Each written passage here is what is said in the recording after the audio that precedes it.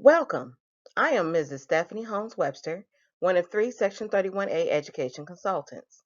In today's presentation, I will review the process and how to prepare for an on-site review, or what we commonly refer to as an OSR. More importantly, this is a great opportunity to help the LEA proactively put best practices in place for program planning purposes with Section 31A funding. In today's presentation, our agenda will include reviewing the legislative requirements for monitoring, the on-site review process and timelines, using Section 31A review documents, including the program monitoring indicators previously called the study guide, and the program review companion guide rubrics, and a variety of other useful resources will be provided to the team at the end of the presentation. Subsection 10 of the legislation prescribes that MDE shall have the processes for auditing districts, Section 31A funded programming. Districts are required to allow access to all records related to the program that is funded with the Section 31A grant. On this slide, you will see the exact language from the State School Aid Act, Section 31A, subsection 10.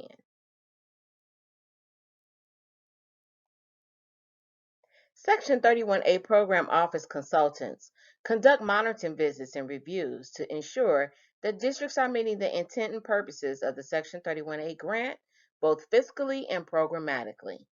Some of the types of program audits and monitoring visits that are completed by our staff include on-site reviews, OSRs also known as desk reviews or virtual reviews due to the pandemic, alternative OSRs, and annual program and fiscal report reviews. Today's session is going to discuss the traditional OSR process and timelines, as well as an overview of the Section 31A monitoring visit resources. These resources are encouraged not only after a district is selected and notified about the review, but also as part of the at-risk program planning process. Let's discuss the purpose of Section 31A OSR and what process will be implemented when your district is selected for a traditional OSR.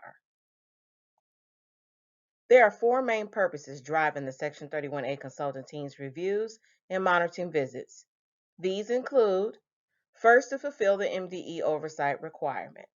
This is required as defined in Section 31A, subsection 10 legislation that was shared earlier in the presentation.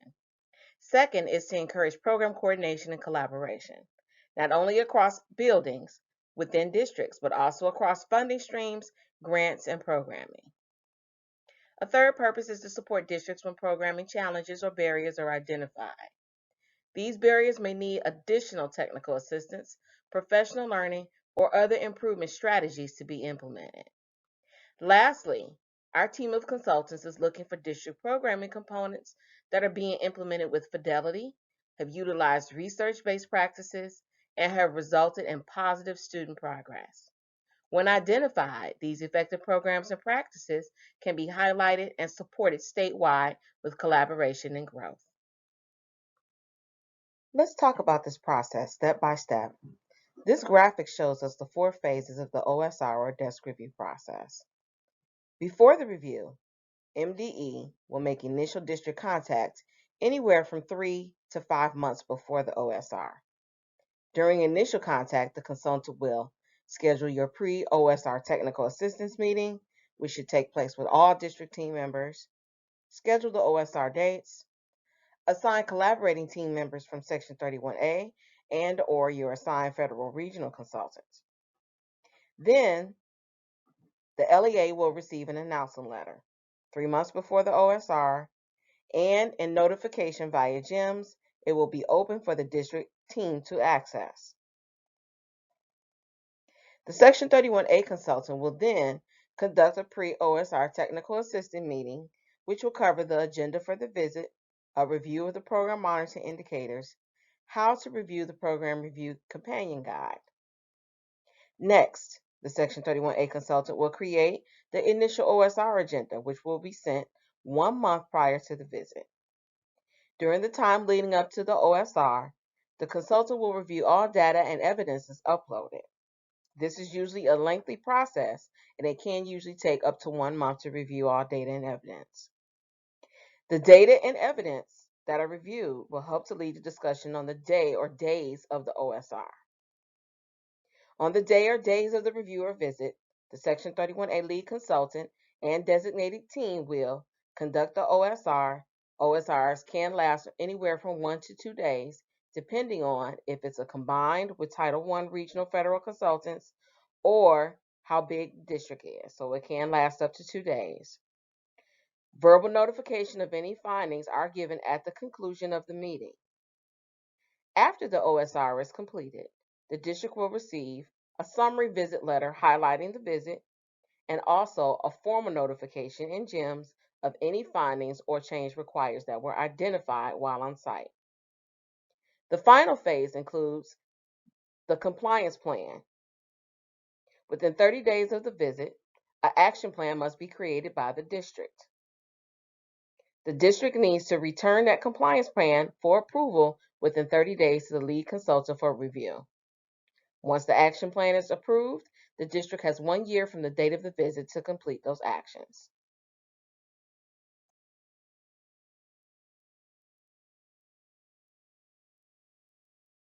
OSRs can be conducted with federal Title I regional consultants as well. Remember, depending on the size of the district, an OSR can last up to 2 days. Here are some helpful hints for the day of the review. Be prepared. Share the district's points of pride. Ensure key program staff and central administrators are available. Be honest about the district's barriers and challenges.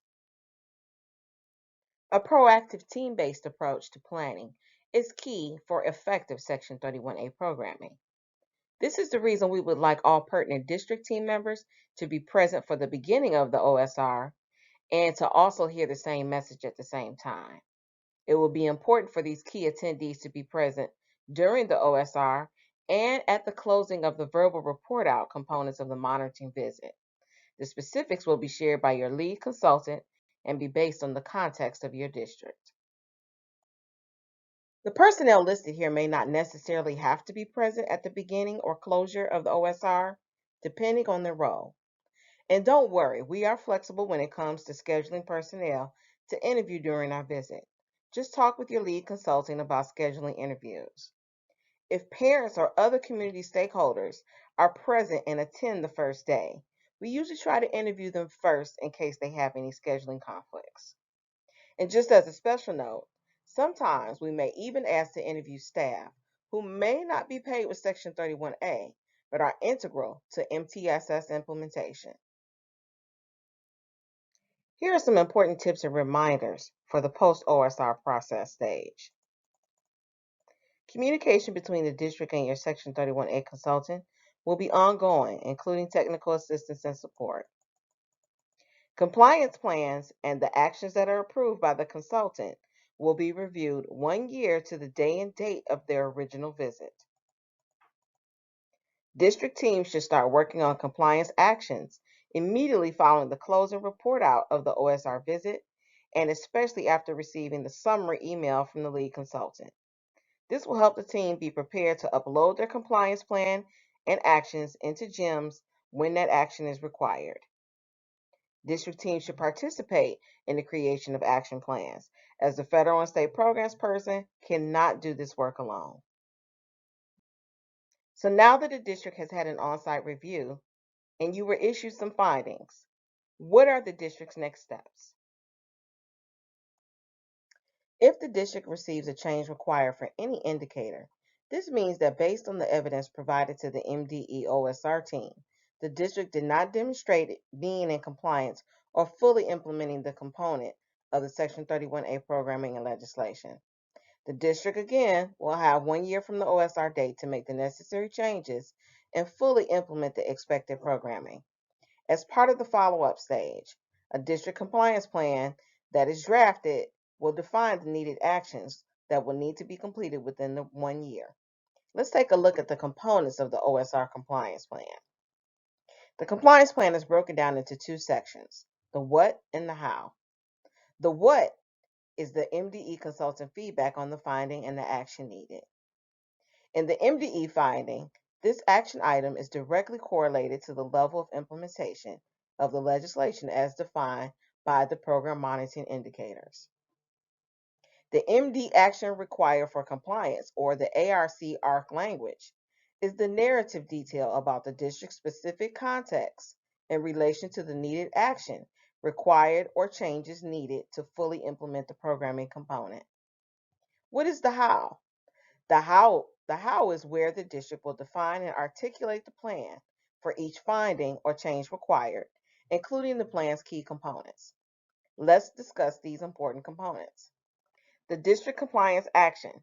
These are the actions and tasks that will be implemented by the district teams, and the task will move the district forward that are specific to the change required. They should directly address how the LEA is going to accomplish the MDE key action items and be concise and clear about what will be done. About stakeholders engaged in action steps. This defines the team of stakeholders that will be responsible for assisting with the district action and compliance plans. The person responsible is the main person who will take the lead to ensure the district actions will be completed for the change required. And the start and the end date defines the timelines of the action steps. Again, a 1-year time limit. The expected evidence are the artifacts that will be uploaded to demonstrate the district action tasks were completed. Here is a sample of the compliance plan Word document template that a team may use while creating their compliance plan. The first column is the what. This is where the MDE finding and the ARC language that we talked about will be found. The rest of the template gives a space to articulate the action steps that the team will be taking, including the details of who will be the main person responsible for each task, describing who all will be on the team working to complete the task, and collect the expected evidence and what the timeline will be for each task. This information can be transferred into the GEMS platform for approval. This is a screenshot of the GEMS platform. What you see here is where the consultant will enter the ARC language and the narrative detail describing the actions needed. These actions identified will help the district leverage the movement for student achievement and support the intent and purposes of the legislation. Let's take a closer look at the next screen where the district will enter their how of the compliance plan. On this screen is where the LEA will see the findings and ARC language from the OSR at the top of the screen.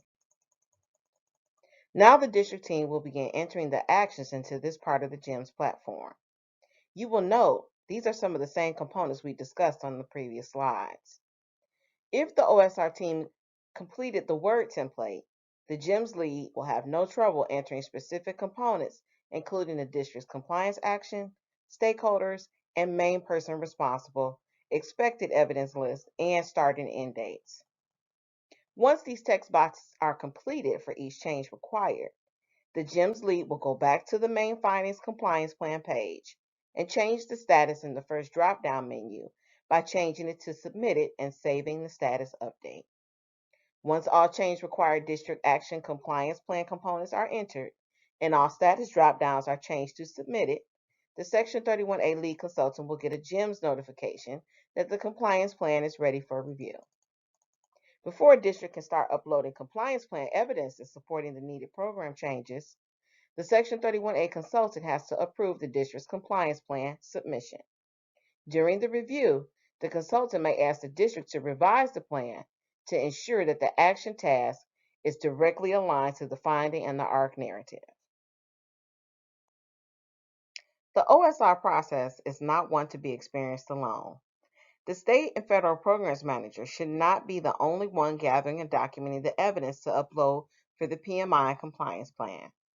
This is a team process that should be distributed amongst all pertinent stakeholders in the district, including any superintendents, assistant superintendents, chief academic officer, curriculum instruction, data coaches, teachers, and interventionists, depending on your district.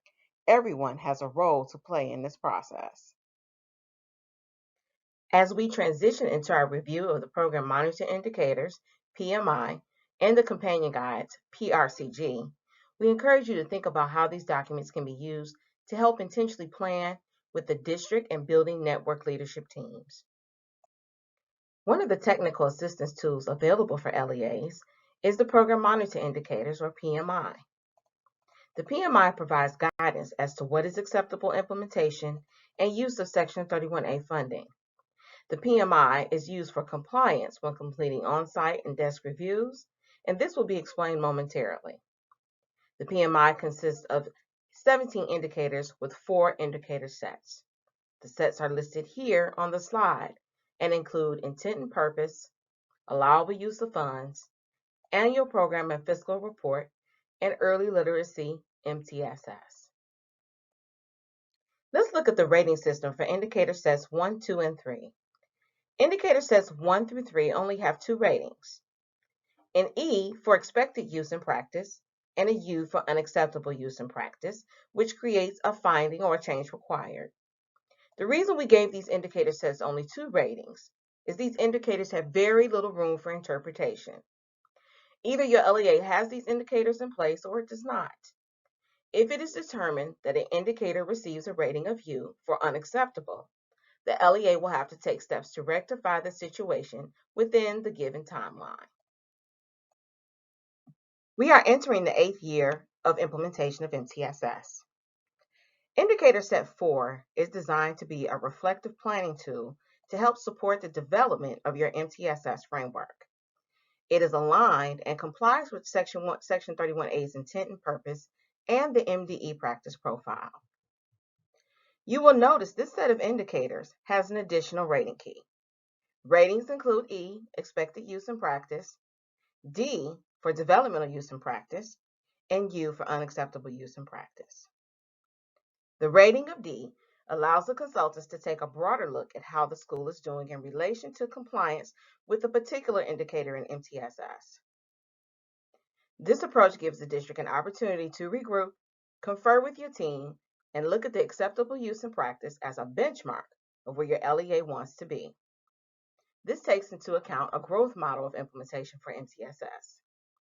Later in this presentation, we explain the rubrics associated with each indicator and the developmental implementation continuum. The use of the PMI, PRCG as reflection tools help the district assess where it is on the continuum of effective MTSS implementation. Consultants are always available to help guide and provide technical assistance around effective MTSS implementation. Here is a sample program monitoring indicator template. Once your district receives the GEMS notification of Section 31A OSR, the district will begin to perform a district self-assessment rating and then upload the documentation with the description and evidence to the intent and purposes for the indicator. Once we receive the documentation at MDE, we take time to review all evidence along with the data. Consultants will also give a rating based on the documentation and evidence uploaded. An unacceptable use in practice will prompt a rating of change required, or CR, which will require the revision of the indicator and the uploading of evidence. Just as a note, please remember within the program monitoring indicators, there are 3 indicators that the district may or may not use and can be marked not applicable.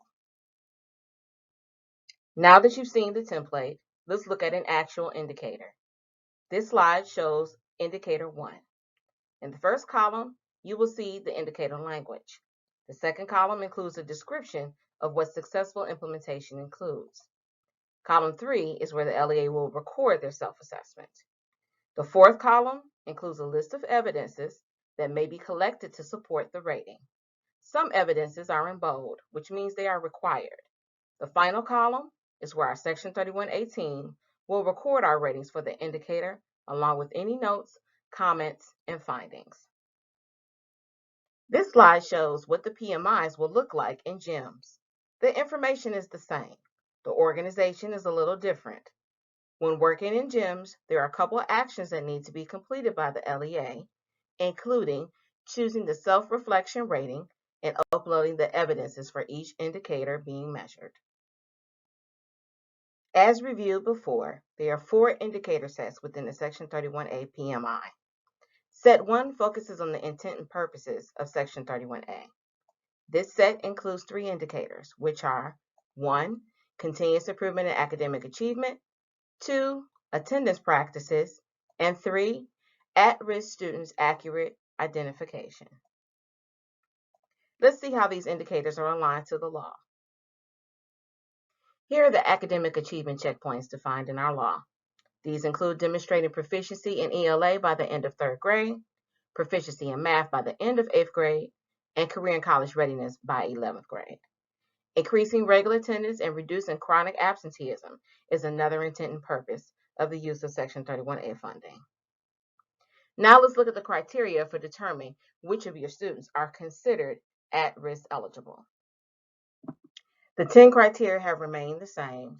Please note that LEAs can now utilize 10% of the allocation to supplementally support pre-K students in the classroom. Make sure to review the latest legislative update for more detail on allowability. Students are eligible if they meet any one of the 10 criteria, and all criteria focus on the pupil, except the one that states family history, so pregnant teen or teen parent is referring to the pupil. You will see a connection to the PMI in indicator number 3, which states, each LEA correctly identifies and codes their at-risk students as 3060 in the applicable fall, spring, and end of year Michigan Student Data System collections, or MSDS. Our team has provided a template on the Section 31A webpage, which is an Excel document. You can also call us and we can send it to you. Districts may also utilize their own student information systems template with eligible students that need to be coded accurately in your SIS system as 3060 at-risk MSDS code. As a state, we've been focused the last few years on ensuring that students who are determined to be at-risk eligible based on the legislatively defined criteria are accurately reported to MDE and CEPI. As shared a few slides ago, districts are to report in all 3 general collections, fall, spring, and end of year, the 3060 code for eligible students in the MSDS program participation component. Now that we've done a better job at reporting, our team has started to get a new question. Does a student have to be at-risk eligible to receive services and supports? Since Section 31A is supplemental categorical funding for identified students, the answer is yes. And as the law states, districts do need to have documentation that a student is eligible for any of the 10 categories of criteria. Digging deeper into this question, the team has realized the confusion. The at-risk participation code is only reported to the state on October, February, and June snapshots through MSDS. It is allowable and encouraged for districts to update their student information system throughout the entire school year with any new information on students that would change their eligibility status as long as they have the documentation. With that said, after the October count, typically only students that were not identified in the fall will have eligibility changes throughout the school year. Here is a list of Set 1 evidences that may be collected in support of the LEA's self-rating for indicator Set 1. Remember that these are only a few of the indicator set evidences that we might ask for, and it's not a comprehensive list. In order to see the entire list, please make sure you review the PMI or the PRCG with your program team.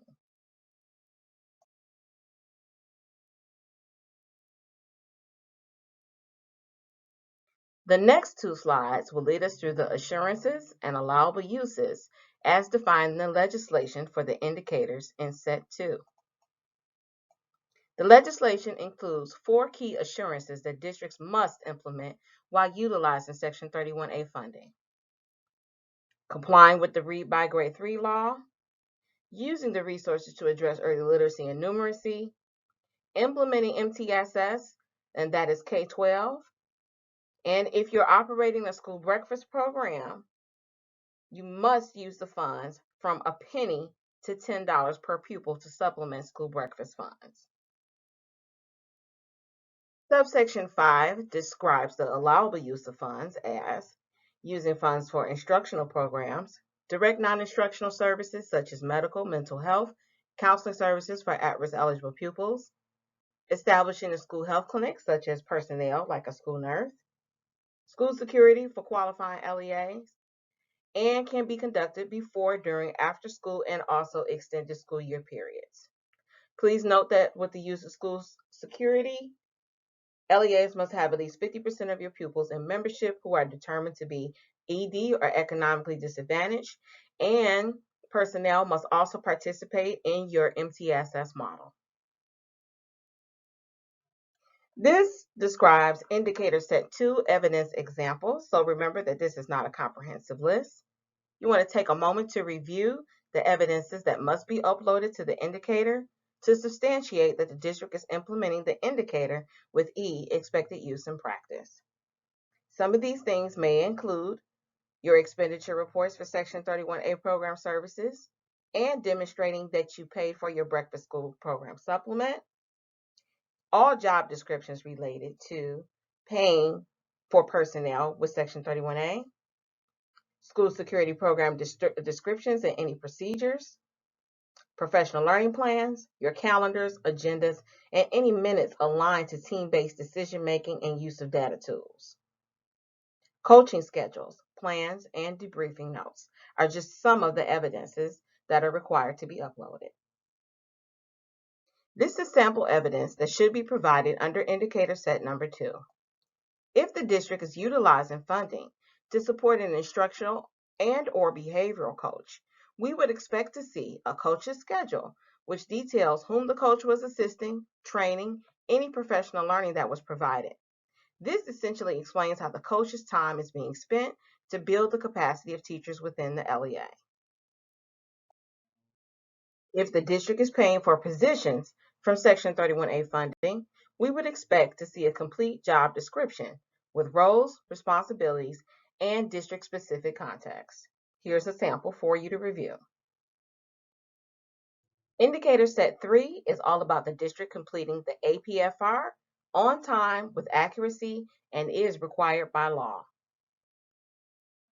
Every year, about 2 months prior to the due date, the district team should come together to ensure the level 5 or 4 administrator has the correct information to complete the program report. It is available usually by the end of April to begin filling out information related to how the district spent funding within legislative guidelines for the academic year. We've talked about indicator sets 1 through 3, and here is indicator set number 4, which is all about MTSS. It houses the following indicators, indicators 12 through 17, which include indicator 14, MTSS K-12, all about your tiered delivery system, or indicator 13, which is all about the team-based leadership component of your MTSS, and indicator 17, which is all about your continuous database decision-making processes. The MDE established a research and collaboration with NERN, National Implementation Research Network, and other stakeholders, the 5 components that support the implementation of MTSS in the state of Michigan, and what we know of as the MTSS philosophy. A multi-tier system of support is a comprehensive framework comprised of a collection of research-based strategies designed to meet the individual needs and assets of the whole child. The 5 essential components of MTSS are interrelated and complementary. The MTSS framework provides schools and districts with an efficient way to organize resources to support educators in the implementation of effective practices with fidelity so that all learners can succeed. This graphic represents Michigan's essential components of MTSS. It contains 5 components, which are already identified in Section 31A legislation and spelled out in the MTSS practice profile. Alignment has been created with the Section 31A program monitoring indicators as well as the PRCG. As is defined by our state's legislation, MTSS systems must contain a team-based leadership system, tiered delivery systems, selection and implementation of instruction, interventions, and supports, a comprehensive screening and assessment system, and evidences of continuous database decision-making. The practice profile can be used to help support districts in ensuring effective and sustained use of the MTSS framework. This includes the development and refinement of necessary supports such as professional learning, coaching, identifying and utilizing fidelity measures, and establishing protocols to ensure ongoing fidelity and refinement. As part of the legislative requirements within Section 31A's APFR, districts must complete 2 narrative responses. These questions are related to ongoing MTSS professional learning, including listing who has provided ongoing PL related to MTSS and what tools are being used to measure fidelity of implementation of the critical components of the MTSS framework. It's important to note that appropriate measures of fidelity include the MyMTSS Reading TFI for elementary, the Reading TFI for secondary students, a PBIS fidelity inventory, the eWINS fidelity tool, or the MDE practice profile to measure district actions that are in place to support effective and sustained use of the MTSS framework. MyMTSS's fidelity tools are available online on their webpage. Think about which items are already in place in your district and which ones the district still needs to work on putting in place. Many of the items listed here on the checklist, with resources embedded for you, will help districts successfully navigate a Section 31A OSR. More importantly, they are sound proactive practices to put in place for an effective MTSS implementation. We're entering our 8th year of the assurance of implementing MTSS in the state of Michigan.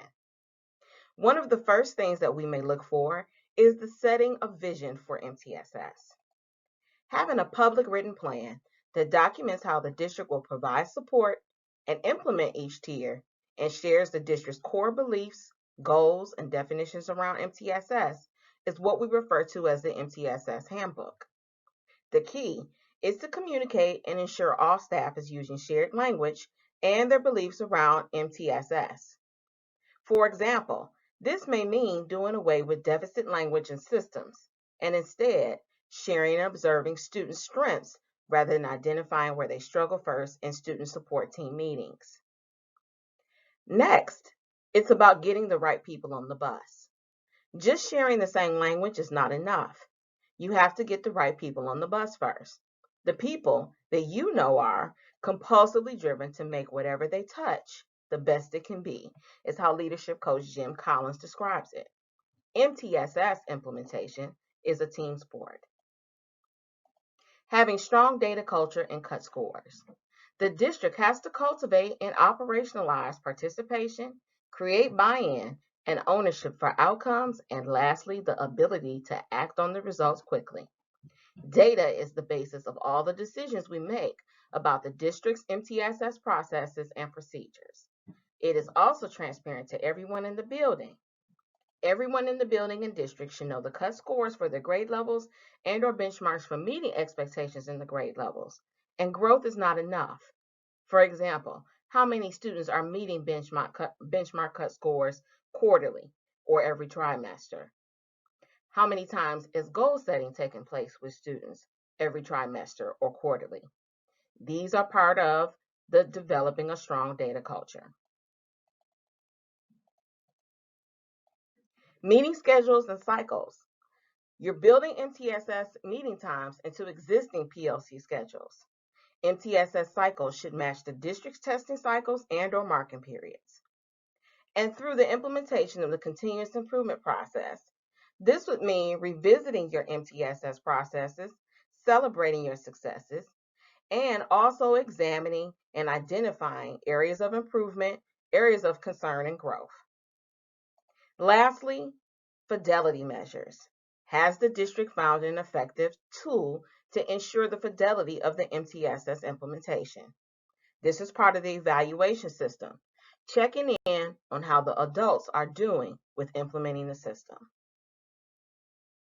These are the evidences that must be uploaded to substantiate the district has an expected use in practice for indicator set number 4, which is all about MTSS.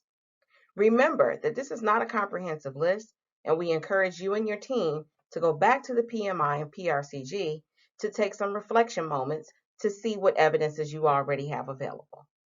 Some of those include the District MTSS Manual, written documentation demonstrating compliance with Read by Grade 3 law, a building master schedule that would also include interventions built in during the day, the professional learning calendar for the year, and perhaps your family engagement documentation. As mentioned previously, one of the pieces of evidence is requested as a master schedule. The master schedule should include all teaching staff and interventions provided during the day and after school. This allows us to understand how often and when interventions are taking place, and when students are also regularly attending class. We request to also see agendas from meetings that are related to the CIP, interventions, MTSS discussions, and placement of students. Any meetings, communications with staff and interventionists, and discussions and student data relative to placement decisions about interventions. Agendas should include staff that was present, minutes, and notes. Let's talk about the Program Review Companion Guide, or the PRCG, and how it is a significant resource in helping district teams understand the expectations for Section 31A intent and purpose. The PRCG is provided to districts to assist them in completing the Section 31A program monitoring indicators by providing a rubric that helps to evaluate the district's level of implementation for the indicators, provides deeper clarification on successful implementation and desired program outcomes, serves as an informational resource and reflection tool that leads to an improvement in academic achievement, a rubric which describes what Section 31A intent and purposes look like across the implementation levels, supports measuring program fidelity and level of implementation, and assists district teams with planning for OSR desk review, and afterwards creating any action plans for findings or improving district improvement plans and at-risk program planning. Let's go over some general information and directions about using the PRCG and how to determine the district's self-assessment rating.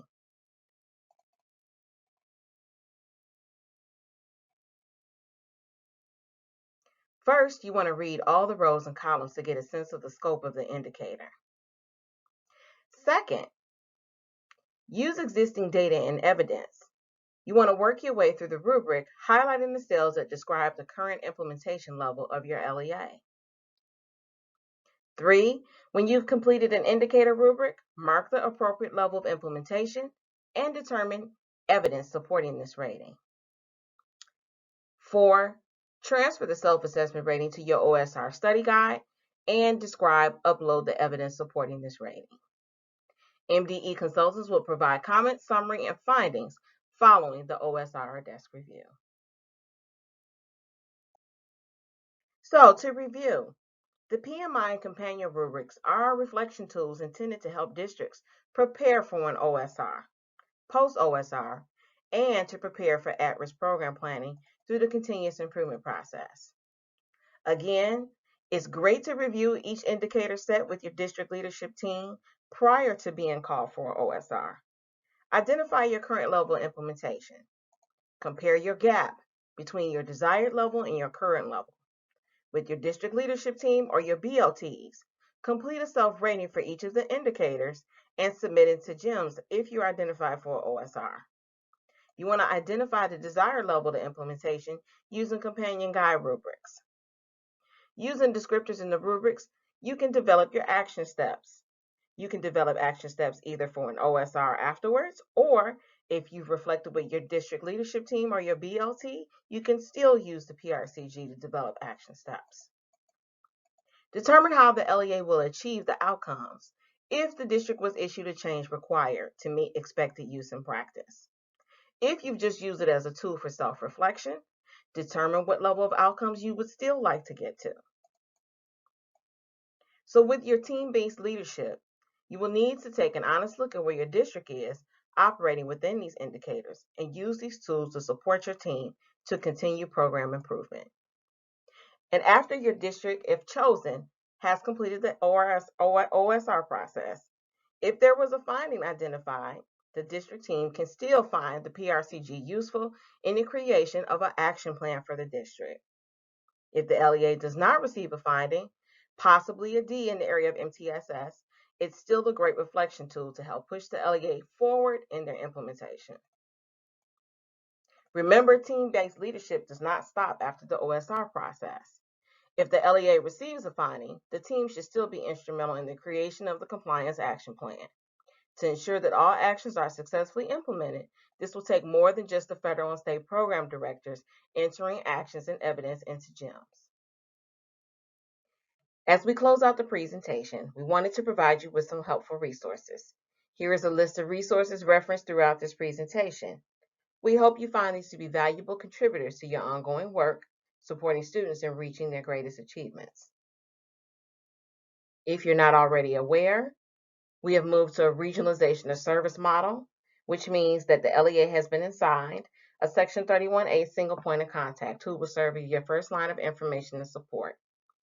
Your Section 31A SPOC will work with your ISDs and also the LEAs through a variety of means, including providing regional workshops, responding to requests for TA, and providing clarification and resources.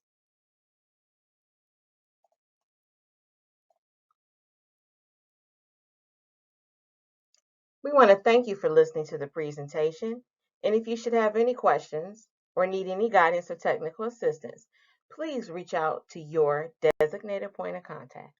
Thank you and have a great day.